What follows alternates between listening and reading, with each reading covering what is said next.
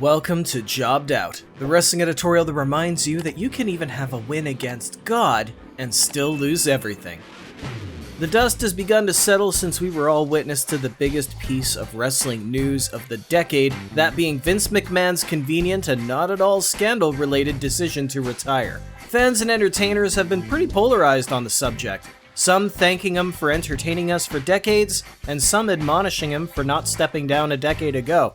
As somebody who tries to look at things from more than one side, now felt like the right time to sit down with good friend Michael Vecchio, a fellow wrestling fan and history buff, to have a casual chat about the man who built sports entertainment. Now remember, this is not your standard Jobbed Out editorial. It's essentially audio only and more of a podcast style than my usual content. But if you do enjoy it, be sure to let me know with that like button and in the comments so I know that making more of these won't run people off faster than a WES booking. So without further ado, I hope you enjoy. I did want to preface before we start, any sort of conversation with this, because it's going to come up here. But Raj Giri said it best. You can greatly respect what Vince McMahon has done for the business and also find the allegations against him reprehensible and that he should be held responsible. Doesn't have to be one or the other. Yeah, of course. Unfortunately, wrestling fans have been trained not to believe this. It has to be one or the other. You either absolutely love and want to thank him for everything and he's above the law, or he's a scumbag and should be held accountable and everything he has done is invalidated. So, I felt the need to read that out before we start on anything here. Absolutely. For sure. Also, I think if you wanted to talk about, after we know the discussion about the current events and such, maybe if you want to talk about favorite Mr. McMahon moments or Mr. McMahon matches. Oh, absolutely. And yeah, I was even looking and trying to go over his contributions, because, I poke fun of a lot of things. Everybody knows, you know very well. I have a whole store now based on my making fun of Hulk Hogan. Yes, yeah. I'm sure that went over well. McMahon has had a lot of business success, and he's had a lot of business failures. Yes. And it was my intention for his birthday to do a list on his business failures. I'm actually surprised, knowing how much of an egoist that he is, that he aged himself, because he's actually not technically 77 yet. Mm-hmm. Yeah.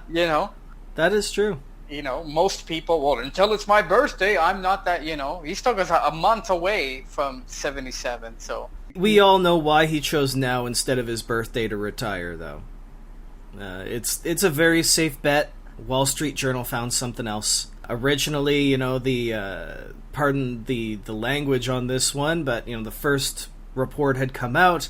He did his whole defiant welcome to SmackDown. Yes. And, went backstage and said, "Fuck 'em!" That's Vince. That's Vince. Yes. But, the idea was, he would cooperate, because I'm pretty sure he was under the idea they weren't going to find anything else. And then they found more. And then you notice the tone started to change.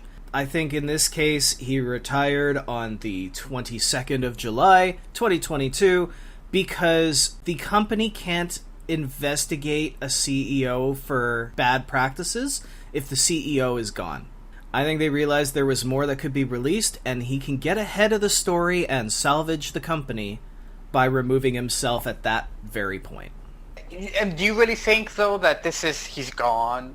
That's what I have found amusing about online reaction, is that some of the responses that I have seen are treating this as if he's dead. This is true. That's a very good point. And no, Dixie Carter just came back to Impact Wrestling for Slammiversary. McMahon is going to be a very well received and welcomed guest based on every single time the fans bow and chant "no chance in hell" every time he sets foot in that ring. Right. So, now he's out of the limelight. He's not part of the day-to-day business, but he's absolutely going to show up on an anniversary or a Legends night or an old school Raw, and he'll be welcomed in doing so because the wrestling fans don't care about the business end of the company. And not only that, okay, yes, he's, maybe he won't be making the minute final decision making as he has been for the last 40 years, But I think it would be naive to think that he's not going to have the shadow, the influence is not going to still be there. I mean, you really don't think that Stephanie or Triple H or whoever it is, Nick Khan, they're not going to be taking advice from Vince McMahon? He's really going to be closed in his house in Stamford, Connecticut? I don't believe that. It would not surprise me if we're looking at the Vince Russo Spike TD, turned into an STD, the Vince Russo Spike TV private consultant scenario.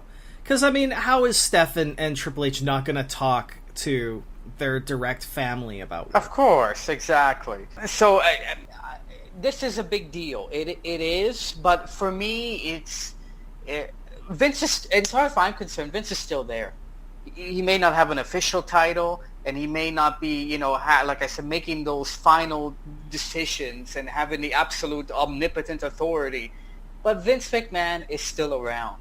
Mm-hmm. And that's why I said I found it amusing that some of the reaction was as if he's gone, and no, we're not going to hear from Vince again, and he's never going to influence things anymore. Yes, he is. Well, he's definitely more gone than when he just, stepped back for the investigation. Yes, okay. But ultimately, as long as you've got Kevin Dunn and Bruce Pritchard, whose sole roles, you can give them any sort of title you want, executive producer, VP of talent relations, whatever, and Bruce is no longer that at this point.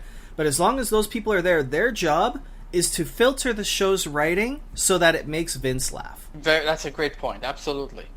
Yeah, no, I mean, Vincent Kennedy McMahon is not dead, everybody, okay?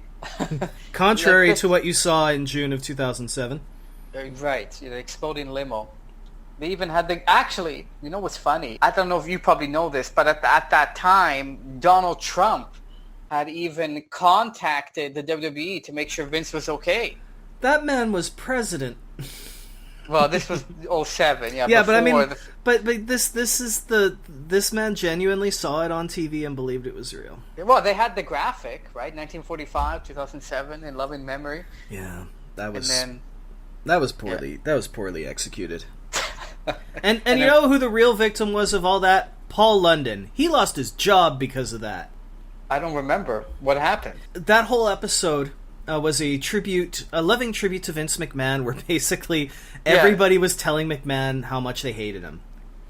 And he had that weird catatonic moment where he trance walked across the entire arena through every single member yes, of I staff. Remember that, yes. And everyone had this weird concerned look on their face except Paul London, who did the awkward smile.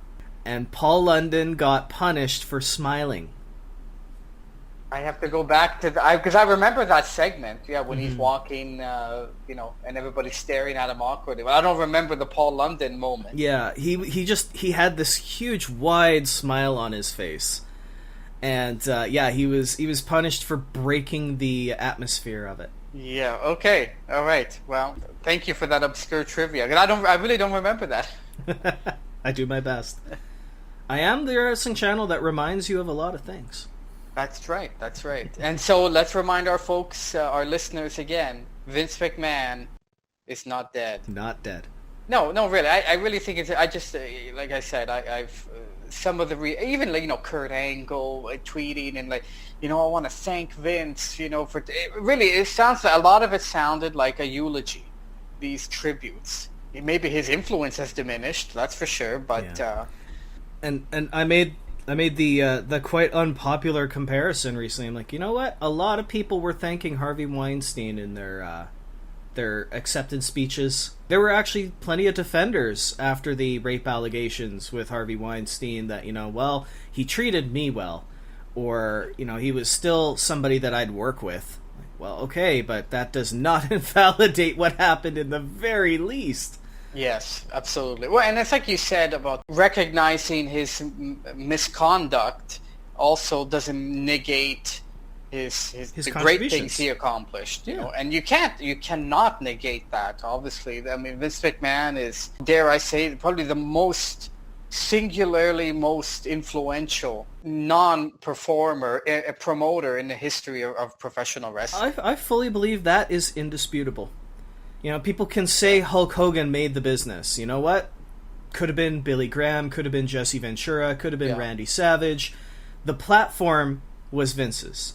Yeah. The purchasing of the territories and basically making a mega corporation, that was Vince.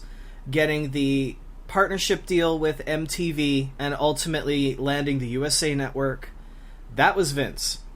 All this stuff that actually grew the company, grew the platform so that these wrestlers can do what they could do, that was Vince. Yeah. Oh, absolutely. In fact, it's not the brilliance of it is not only did he obviously grow his company, the World Wrestling Federation, but it changed the industry in general. You know, just the idea of having this buy-in pay-per-view WrestleMania, unheard of, 1985, and that's a huge gamble.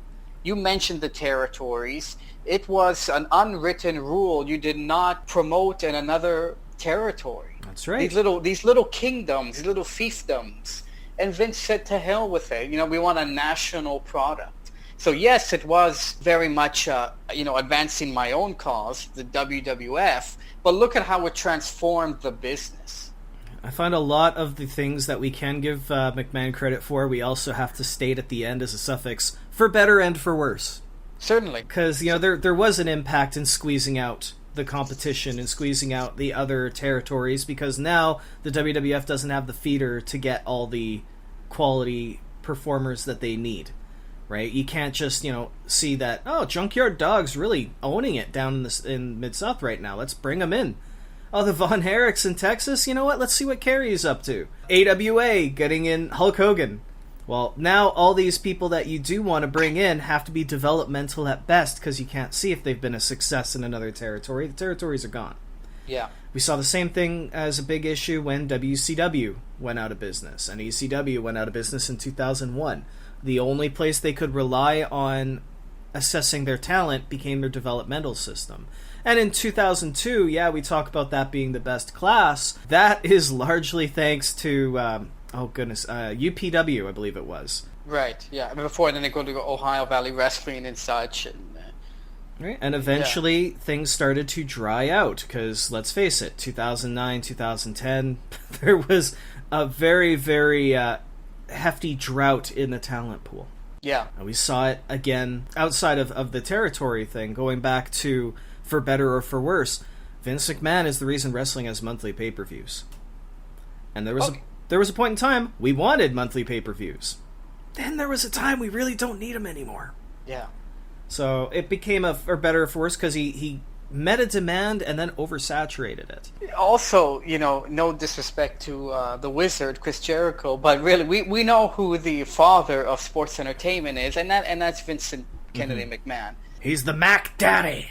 The acknowledgement of wrestling as such, to use that terminology, that had never, I guess those in the know would know of the, sort of the worked nature of professional wrestling. But, Vince sort of brought it out to the forefront. This is what it is. I was going to say, the ones that don't know are the ones who always have to be the ones that jump in and go, it's fake, right? Yeah, well, and that term they're not watching it anyway. Who cares? Yeah. But that term, that's not an accurate term, but, that's another discussion. But, to make this, transforming the perception of professional wrestling, the sports entertainment, and, as Bret Hart has called it, the cartoon world of wrestling, especially in the 1980s and the 90s, with those kinds of wacky characters, not even necessarily wacky, but just really outlandish and over the top.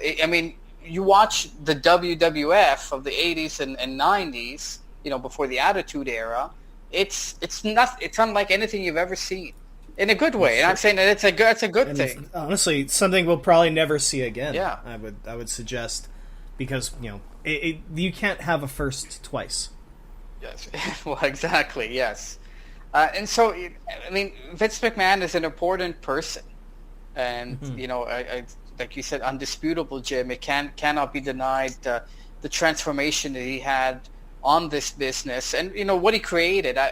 It's funny because his dad, Vincent J. McMahon, was first off, he didn't even meet his dad until he was like 14 or 15, if I remember correctly. His relationship to Vincent J. McMahon was not different from Jake Roberts and Grizzly Smith. Not the most healthy. Well, but like I said, he didn't even really know his dad until he was 15, right? So, I know that he grew up with an abusive stepfather. Yep. But anyways, when he did finally meet his dad, Vincent J didn't even want his son to be involved. Actually, Vincent K, Vince McMahon, wanted to be a wrestler. Mm-hmm. And he didn't want his son in the business to begin with. Certainly didn't want him to be a wrestler, but okay, if you're that adamant, you can be an announcer, maybe do some promotion. But it's often been said that if he had known what his son would have gone up to in terms of dismantling the territory system and this national expansion, he probably wouldn't have sold his shares of the company to him, in 1982, I believe. Yeah, and that is a huge thing. That it's almost as if Vincent J knew what kind of damage we were looking at. It's like American Horror Story, the apocalypse season. It's like Vince McMahon here is Michael. Is our Antichrist, and it's like, oh man, everybody is helping him, knowing full well he's going to cause the end of days. Yeah. Well, I guess it's a question of traditionalism and the audacity of Vince McMahon. He sees the territory system and he sees the business of professional wrestling, and he sees so much potential. And I often think if Vince McMahon didn't do it, wouldn't somebody have done it? I mean, the territories were bound to eventually wither.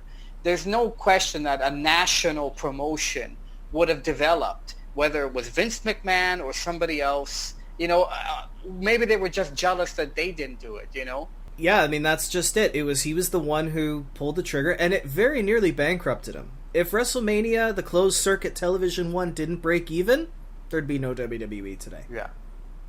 Because they put everything on it. And, again, something that I do need to do a proper deep dive to show off. Vince and Linda, they do not have a winning reputation when it comes to putting all in onto their business ventures. The hockey team, the casino, the bodybuilding federation. I said the hockey team. The hockey league. It did not go well. Another thing that I think impresses people about Vince is he really sort of embodies the stereotypical American dream and the spirit of entrepreneurship. He put it all on the line and very well could have lost it and ended up on the winning end, but not without significant losses and bumps on the road. And I think that's a lot of what it fed into the Mr. McMahon character as well, is that Vince McMahon faced challenges. He may have fallen down, but he always got back up. It's true. Unfortunately, as soon as you said the American dream, the thing that came to mind is the Dusty Rhodes. Well, no, what came to me actually was Winston Churchill, because unfortunately we saw the issue here that absolute power corrupts absolutely. He rose to the top and then squandered his gift. Well, and you know what? I think that's a great point. Vince McMahon was and is, I suppose, at his best when he's fighting, when he has something to prove. And, so when he's fighting in the 80s to establish a national product and putting on the WrestleMania #1, that's Vince at his best. When he's fighting with Ted Turner in the Attitude Era, that's Vince at his best. When Vince has a monopoly and no competition and the product gets stale, that's not Vince. 17 years of dark time. Yeah. Actually, an analogy I could make, maybe if you're familiar, Jim, I know you don't like Star Wars that much, but George Lucas. George Lucas, as a director and a producer, was always a guy who wanted to fight the big Hollywood studio system. And, you see him struggling in his early years to make the first Star Wars, which no studio wanted to make, and he had little financing. His for other early films, American Graffiti, THX, that's George Lucas fighting, and that's his best work. Then when you look at the prequel films from the 2000s, it's George Lucas in total control with little pushback. Not only that, at that point, because Star Wars was an established success, he had the funds that he wanted, and there was little really creative pushback from the studio or anybody else. He had the final say. If it fails, oh well. Yeah. Whereas you look at, A New Hope, the very first Star Wars film, plagued with budgetary problems, creative problems. This was a new director. Nobody knew who George Lucas was. Why should we have faith in him? And yet, out of that adversity, created this masterpiece of modern cinema. And that masterpiece was Spaceballs. Yes, and Wookiees and such. Yeah, but there is an absolute similarity there, and when you look at the origin of Raw and the origin of the first Star Wars movies, they were dark, they were gritty, they were hiding the fact that they didn't have the budget. Yeah. When did everything go wrong?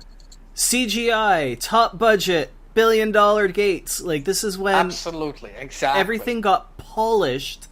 It stopped feeling authentic, and that applied to both. Because I don't like the Star Wars franchises, but yeah, I mean, I walked out of Episode 2. Attack of the Clones. That's one of the worst of the. Yeah, that's my. I fell asleep during Episode 1. It just didn't do it for me. Phantom Menace. Yeah. But yeah, the fact being is, these are, if you want to compare these two visionary men, nobody can argue George Lucas, Vince McMahon. But you look at when they achieved their greatness and when they were at a point of, almost total control of things, and that's when you see the decline. Mm-hmm. And certainly, like you said, Vince, Jim, the last, not even 20, 15 years, you've seen that decline of the WWE product has been most obvious. And in fact, perhaps Vince should have really left 10 years ago. Yeah. The thing is, when it comes to the WWF, WWE, he gave us 15, 16 years of the best programming we ever could have asked for. And about 15 of drivel. Yeah. And it's to the point now where I've been racking my brain thinking, okay, the last few years, what are the best contributions Vince has given us? And they're all memes. They're all things that we can make fun of him for. Yeah. You are the authority. It's just, it shows, again, it's when he had the ideas and he had the drive, then things were fantastic. But once it was, well, we're getting $200 million just to make sure that there's a show on Friday, and another $250 as long as we got a show on Monday. Oh, and the Saudi Prince wants us to do 2 a year. All right. Yeah. Let's just fill as much time. I can't even pretend that he's resting on his laurels. I can't pretend he's taking a nap. We all know Vince McMahon didn't do that. He's not dead. Yes. Vince McMahon doesn't do that. Yeah. But the idea was the same thing that killed WCW, was we need to fill 2 more hours a week. Well, things get watered down when you have 2 hours of fantastic programming and you need to stretch it to over 5 hours. It dilutes. Yeah. It doesn't have that sort of power anymore. And Vince McMahon is not the kind of person who would like to just, fill spots. This is one of those rare times where you're going to hear somebody on the internet praise Vince Russo. While Vince was concerned with the top of the card, Russo was going to Perry Saturn saying, okay, so we're going to give you about 8 minutes and we're going to figure something out for you. Okay, now hold on for a moment because I need to go talk to Edge. Now, after that, I got to talk to Too Cool and we're going to find a spot for them. Vince McMahon would give us the same undercard. The New Day versus the Usos with 2 commercial breaks. Yeah. I don't care. Yeah. But that's just it. It blended together and the undercard didn't matter. You would get half an hour for the opening segment, which would usually be a promo that should have been 10 minutes. And then they have 155 minutes to fill before they can do the main event they wanted to do. I'm saddened to say that I have not watched. I've seen clips, obviously, and I followed. I have followed results. No, but I have not watched a Monday Night Raw or really, frankly, any WWE product in 2 years. I know this because any time that I allude at all that I sat down and watched Raw, I get a commendation from you. It is very commendable. My God, that you watch Raw. There was a point in time there were the only 2 Raws worth watching. The one after the Rumble, the one after Mania, and they even ruined that. Yeah, that's sad. It saddens me. Like when I tell people that, wrestling friends and such, I'm not saying it because I'm happy. I'm sad that I haven't watched WWE in 2 to 3 years. And I have no desire to watch WWE programming. I don't watch the WWE. And that makes That's me the part sad. that hurts. Yeah. That's the part that hurts. Because, again, like, you grew up with this. Yeah. You still have a fondness for the olden days. You still have that nostalgia factor. And just like Vince McMahon, the show's not dead. It's still there. But the draw, the appeal isn't there anymore. No. And it's not a matter of I grew out of it. It's that it didn't keep up. Well, certainly, I'm not out of it. I'm not saying AEW is perfect, but I really like the AEW product, and I like that it's ingestible. I watch it. I watch Dynamite and Rampage every week, and I've watched all the pay-per-views. Over a course of those 3 hours, I might enjoy maybe an hour and a half of those 3 hours. But it's easy to sit through the rest to get to it. Yeah. Also, Tony Khan, the ADD nature of him, he front loads his shows so that if I do get bored, I'm not missing as much. Because he wants everybody to see the important part at the beginning, otherwise the ratings drop, right? Yeah, so it's not a question of me not interested in professional wrestling, because I am. It's the format of the show. It's WWE, And that's another thing, too. You see, it came to the point where Vince thought that I am wrestling, And it's, you have to watch WWE because WWE is wrestling. Well, and so that arrogance... Yeah, that led to a lot of people going, okay, I'm just not going to watch wrestling. Yeah. We all remember that stupid statement he made back in 2015 on that conference call, right? Well, the people that are saying that they're going to cancel the WWE network, the ones that don't like the show, they're going to tune in and watch anyway. Guess what, buddy? At that point in time, Raw was still doing 4.5 million viewers a week. Now, 1.4. Yeah, what a precipitous fall. Mm-hmm. Even, things like inflating the attendance numbers at WrestleMania. Every time. The only time they didn't do it was WrestleMania 2020. You can't expand the attendance to zero. Yes, that's right. And even... I did want one of those I wasn't there shirts, but I wasn't going to pay $55 for it. But even just the idea of what he made WrestleMania, I really disagree with this idea that it has to be in a stadium. Now they got into this habit of making it 2 days. It just physically bigger does not mean it's bigger. Tough because I like the 2-day format. They got that from Wrestle that Kingdom, was a COVID creation. Yeah. Well, I think it was something they were toying with doing anyway, because the longest WrestleMania I ever attended was 2017.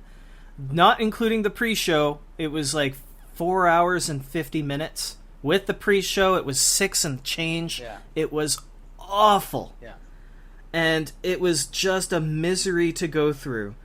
And the thing is, you know what? 2 3-hour shows is a lot easier. WrestleMania weekend, I like it. It does feel a little diluted because, who's the main event of WrestleMania? Does Saturday count? Does Sunday count?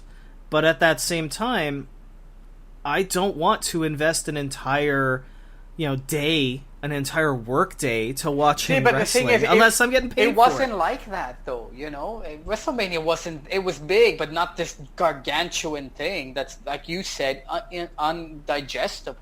Mm-hmm. 2014 was the perfect WrestleMania for me. That was WrestleMania 30. Yeah. You know what I did before WrestleMania 30? Went on a riverboat ride. In Louisiana, in New Orleans, yeah. And we got absolutely plastered along the Mississippi with some British folks learning how to say the word. But can you say that? You have to beep that out on your video. I can say it.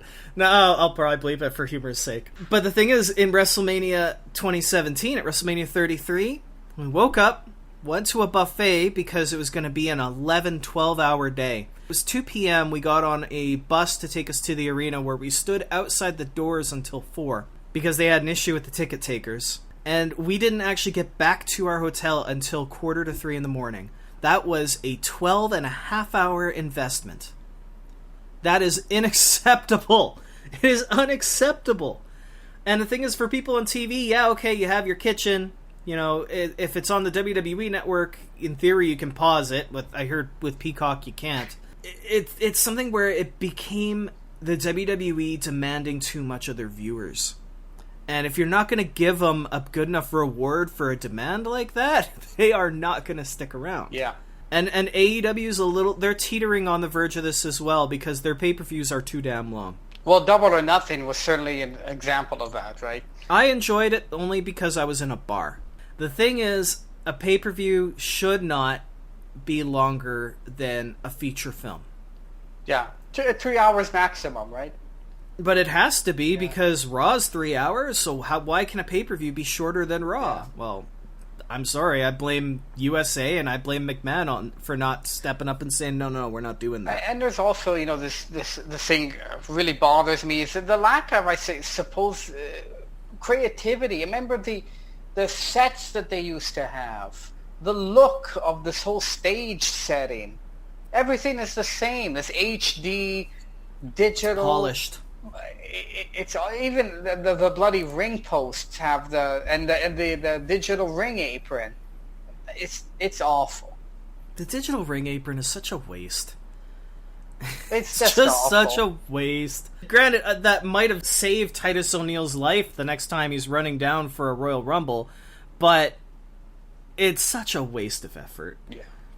And then when I think of the swinging arms from Backlash in the 2000s, and the King of the Ring 2002, they had this big throne, this big executioner's chair. Maybe that's what it was. Yeah, I remember. I mean, even the thing is, even like the late '90s with, or the mid and late '90s with like Survivor Series, you can't have a pane of glass shatter before Austin walks out if it's an LED screen. Yeah. What you see what they do for Cody Rhodes? It's a curtain. They lay a bed sheet now in front, and then pyro, and then they drop the bed sheet, and then Cody Rhodes comes out because the box malfunctioned. The Cody Vader. There was even, if you remember, was it Over the Edge? They had, these cars from old cars. That's what made the UK shows so fun. Putting the telephone booth and popping a vehicle out there and Britifying it. Yeah, or of course, everybody's favorite, the SmackDown fist. Oh, the fist. It's I just love the fist. It's so much. That's a quote that's going to bite me in the future. That's going to be taken out of context. The laziness that we've seen with just the production of the WWE, and that's Vince. That's complacency. I don't have to. Yeah. I don't have to strive. He doesn't care. He wants to know what Roman's doing tonight. I wonder if the latter part of Vince's career. I hope it doesn't. I mean, it has, but I hope in the large scheme of things, it doesn't overshadow the great early things that he did. And that's the hard part. That's the judgment call. Because now we have to look at McMahon in 3 chapters instead of 2. Until a couple months ago, until this summer, it was Vince McMahon when he was a genius and Vince McMahon when he was tired. Now, we also have to include Scandal McMahon. Yeah. And unfortunately, that bleeds into both of those eras. Yeah. Yeah. So, that being said, let's talk a little bit about Mr. McMahon. Because we've talked, obviously about the promoter and Vince McMahon, but this brilliant creation that I guess he sort of emerged out of the Montreal Screwjob. And this mixture of character and the real Vincent Kennedy McMahon. Well, you say that it emerged out of the Screwjob. That was definitely where it got its biggest platform. Mr. McMahon existed before that in Lawler's USWA. Right. They had the WWF invasions, and every babyface in the WWF would show up in USWA as a heel. Seeing Bret Hart and Tatanka being heels going after Lawler and, going after his guys. But the whole idea, this was the litmus test. This was the experiment to see if Mr. McMahon could be a heel character. And if you do find them on YouTube, give them a watch, because those promos, I want to say 94 or 95, they were great. So indeed, those were the seedlings, right? And then a full-blown birth with the Bret Screwed Bret interview. In 97, yeah. And I'm going to say... I still genuinely think he thought he was going to come out the good guy in that. He genuinely didn't think he was going to be the heel after that interview. And you see, the black eye that's covered with the makeup. And, I'm going to say Mr. McMahon, I think, is one of the greatest heels in professional wrestling. I've always loved that character. He came at a time when everybody just wanted, like, the American dream wasn't to become rich and successful. The American dream was to pop your boss in the face. Yeah, well, of course. That was when he became I mean, let's huge. be honest. The Austin-McMahon feud, one of the most profitable, popular, and just, enduring feuds in professional wrestling. Unreal. The heat that the McMahon had, the stardom that Austin was receiving, and even for Vince himself, I think, for him to be a part of a storyline like that, he probably would have never imagined. I promoting other guys, but now I'm in the story, and it's one of the biggest stories ever. Yeah, unfortunately, though, that fed his ego. That got to a point where he managed to stick around too long with it. We did get some goodies, but there was also a lot of flops people don't remember. I mean, we do remember, the 99 Royal Rumble, the lead up to Yes. it, the DX versus the Corporation, and you'd have, Chyna and McMahon having an arm wrestling match and stuff like that. I did not know until taking a look for trivia's sake that this man had a cage match against Brock Lesnar. Really? In a dark show? No. So, it was on TV. It was on SmackDown. Nobody watched it. Maybe that does sound familiar. Nobody watched Yes, it, I think, though. yes, I do remember that. In 03, was it not? Yeah. We remember, the power struggle between McMahon and Flair in 2002, Yeah. which honestly should have been what the invasion in 2001 was in the first place. They got all the parts eventually, but they should have just done a power struggle that way instead of the invasion that we got. But one of my favorite Vince promos ever was the You don't like what you like. No. You like what I say you like. You'll like what I say you like, and you'll like it. Well, that's no. This is it. The WWF has cancer because of Ric Flair. I'm not gonna let Ric Flair kill my creation. I'm gonna inject the WWF with a lethal dose of poison. And of course, that was the introduction to the NWO. I am glad you brought this up. I need to ask you, without looking this up, because I believe I'm a victim of the Mandela effect. And I'm sure at this point anyone on the internet knows what the Mandela effect is. Remembering that promo, remembering him in that scene, turning around, spinning the chair, and showing the NWO logo. Do you remember them messing up the logo? Like, the N was incorrect. Like, the N was backwards. Well, because it was a reflection. Yes. It was written backwards on the chairs. But I'm finding clips of it, and it's the right way around. And it's driving me nuts, because I remember the N being specifically incorrect. I don't remember it being incorrect. I've seen clips of it many times, and it's correct now. Are you saying that they edited it? I'm saying that either it's edited or the Mandela effect is very real, because I remember there being a tick on the right side of the N instead of the left, because they had messed up in the reflection. But, of course, you go back now and find any sort of picture of it, and it's correct. I don't remember that, Jim. For me, I remember it being correct, Oh, it drives me nuts. Yeah. But anyway, that remains one of my favorite Vince promos. Yeah. It was good. Yeah. And then it beats the hell out of, well, ratings are down, it's Baron Corbin's fault, so you are the authority. Yeah, no, I mean, Get bent. He was actually, I mean, as much as he was over the top, Vince McMahon was a great wrestling actor, if you will. He's the perfect man you want to see get beaten up. Yeah. And then he does biceps bigger than Hulk Hogan. Oh, yes. Yeah, let's talk about the physique. And Jerry Lawler just always had orgasms over it. Well, and this is something that it's one of those cases where the real world sees things very differently from the wrestling world. And that's why something like McMahon, like, we knew about Rita Chatterton. We knew about the allegations against Pat Patterson and the Ring Boys. We knew about all this stuff, and then when it comes to the attention of the real world, they're like, how did you know about this for 30 years and not say anything? Well, we just knew. The thing is, were we really shocked when these new allegations came up? Not really, because look, we even saw it in storyline. I mean, Vince groping Trish and Sable and Candice. Heal this woman's breasts.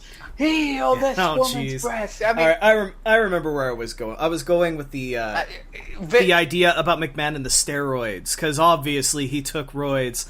And the real world goes, that's revolting and that's evil and you're killing yourself and anyone who takes steroids is going to die early. And the reality is, no, a lot of people, even outside of wrestling, bodybuilders, take steroids as a regular regimen. It's the abuse of them, overtaking them, overdosing essentially, that causes those health problems and shortens your lifespan. There are people I know in their 50s and 60s right now who aren't in wrestling who regularly take steroids because it helps when they do exercise to push further, to be able to get that result. Whereas if you just take steroids and do nothing, you end up fat like me. Not suggesting I've taken steroids. Well, it's certainly, I mean, it's especially in the wake of the 92 steroid trial, and then you look at Vince's physique. That stupid neck brace. That stupid neck brace. But Mr. McMahon was as over the top as Vince McMahon in many respects. But he was, for me, he was, sometimes the angles didn't stick. But for most of it, I always found Mr. McMahon very entertaining. The thing that made everything after the Mr. McMahon days fall apart is that his sense of humor doesn't line up with the general audience anymore. It worked in the 90s. In the USA Network days, when their biggest show was Duckmen, farting, toilet humor, that stuff. Yeah. It worked because your general audience was, let's face it, 16 to 18, who liked that sort of thing. Now WWE's general audience is in their 60s, and just society has changed in general. It doesn't resonate the way it used to, and unfortunately, McMahon didn't keep up with those times. So we would, I was going to go to Dr. Heine, but and the Blumenthal gag, the Vince in a coma. Right. Yeah. It's the fact that he didn't feel the need to adapt. Yeah. Well, even think about like how long he kept the Kiss My Ass Club going. That was about 3 years longer than it needed. I mean, it was sure the William Regal angle was certainly very memorable, comical. And then the JR one, the JR one bothered me in that definitely got them over as a heel in doing that. They didn't need to turn Linda heel. Yeah. And nothing came of Linda turning heel. What was the point? She just wanted to kick Jim Ross in the junk. And then that angle ended fairly well, with he had to kiss Rikishi's big ass. The Rock closed the club, and that was it. Yeah, I mean, it's been documented that many storylines have gone forward just because Vince thought it was funny. Yeah. I think the most infamous is Katie Vick. Vince wanted to do that. Vince thought a necrophilia angle was funny. Nobody wanted... And it came to light. Bruce and Triple H were against it. Of course they would be against it. Pritchard insists that both he and Triple H wanted to do a very different version of that. Another channel I do recommend people check out if you haven't seen it, Scottish YouTuber Wrestling Bios did a phenomenal take on the Katie Vick angle. And he did mention that they wanted to do an over-the-top, really, really, really Mad TV level comedic skit about it so that people can laugh and say that's really stupid. But McMahon insisted it had to be done with a serious tone. Yeah. And it had to be completely deadpan. So the idea was, he agreed, we'll shoot, and I don't know how people still... Well, they went to an actual funeral home. Yeah, and there was a wake in the other room. Yeah. And Vince, harder, damn it. Yeah. But the thing was, and if you're ever in this scenario, don't fall for it. Well, we'll do it once my way, and then we'll do it once your way, and we'll use the better one. Buddy, just like in this case, they didn't even have time to film Bruce's and Triple H's way. It was a way to trick them into doing it Vince's way and moving on. Yeah. I mean, so that's sort of the... damn it, we never got Sick Boy! Sick Boy never debuted! What was the point? The only Sick Boy reference on my channel is the MTV music video fail. And there should be more Sick Boy on my channel. And this is Vince's fault that we didn't get Scott Vick on Raw. It's the problem of having concentrated authority, which he enjoyed unchallenged, I think, for too long. Mm-hmm. And that's why we have seen the decline. So that being said, will WWE be better off now? Where do you see WWE heading with not? I mean, yes, he's with not Vince McMahon officially there. See, that is going to be a tough one. We saw some minor changes on SmackDown. The story was already essentially done. The biggest thing we noticed, there was no 77-year-old man yelling in commentary's ear, and Cole and McAfee sounded a lot better for it. So we're going to see some little polishing tweaks like that, but a majority of those changes aren't going to happen yet because the dominoes haven't fallen. Kevin Dunn is still the executive producer in the truck. So you're still going to have 55 camera cuts in a 1-minute brawl. You're still going to have essentially stories going through Bruce Pritchard that in his mind, will Vince approve of this? Now, over time, we could start seeing a change like that, but ultimately it's going to come down, once again, to those shareholders. And the idea is, the belief is, McMahon has told those shareholders and told executives and told investors, this company will not function without McMahon.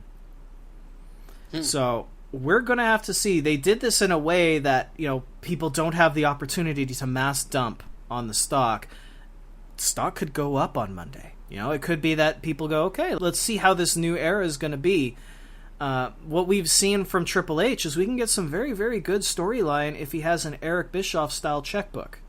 But how's it going to be when you do have to be held accountable for your numbers? So I think all that's really left to mention here is McMahon's legacy outside of wrestling, because wrestling is a dirty word, so outside of sports entertainment, he did want to do, film. We're seeing a lot of documentaries now.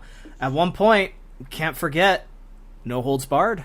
That's right. Yes, and there's WWE Studios, right, was, yeah. Obviously a mixed bag of critical reception, putting it lightly. You could tell what kind of movies he wanted to be involved in just based on his EP credits. Because, he was in The Rundown, The Marine, The Condemned, See No Evil, which was WWE Studios film, Walking Tall, which was not. And, of course, he was a producer on The Scorpion King. Yes. Yeah. That's right. So, he clearly wanted to be an action film producer. But he always still wanted to slip that humor in. What's that smell? Dookie. Well, it's funny because he really, in many ways, he's a big kid, right? And that Triple H has said this. People who know him really well, for all of the adulting that he's done in all of his life, he has that streak of adolescent humor. Unfortunately, that's his own undoing there, because what happens with an adolescent when they're left unchecked and unparented? Exactly. Absolutely. No, Vince McMahon is an important within the wrestling world, as we said, indisputably a giant. In the larger scheme of popular culture, I would say certainly a significant figure.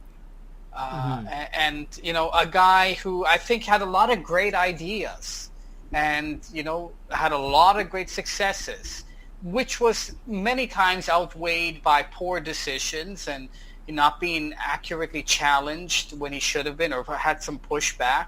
And, that probably took away some of the shine of a mostly successful public life. Well, what would you say, because we've talked about, the chapters, what's going to be this man's legacy? How is he going to be remembered? Because there are still the three eras of it. The gritty rise to the top, trying to get wrestling, struggle to get wrestling on the mainstream. Then you have the Attitude Era leading into the lazy period, where it was just, toilet humor and complacency. And, well, now.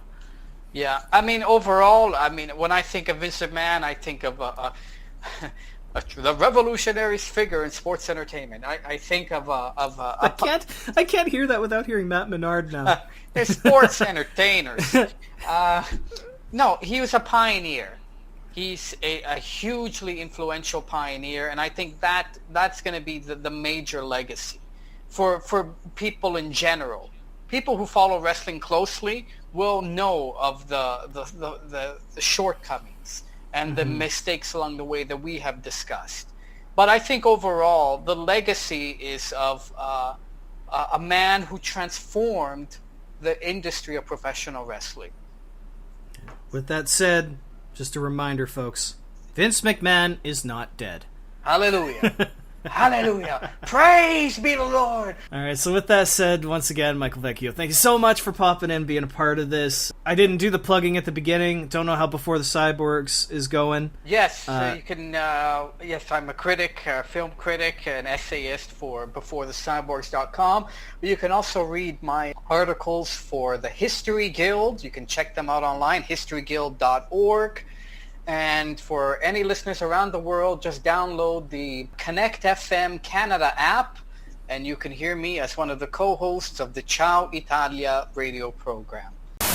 Of course, as always, I want to thank Michael for joining me last minute to reflect on the career contributions of Vince McMahon in the wake of all the news. And with that said, I've got to ask you, how do you think the WWE and wrestling as a whole will be without McMahon directly in the helm?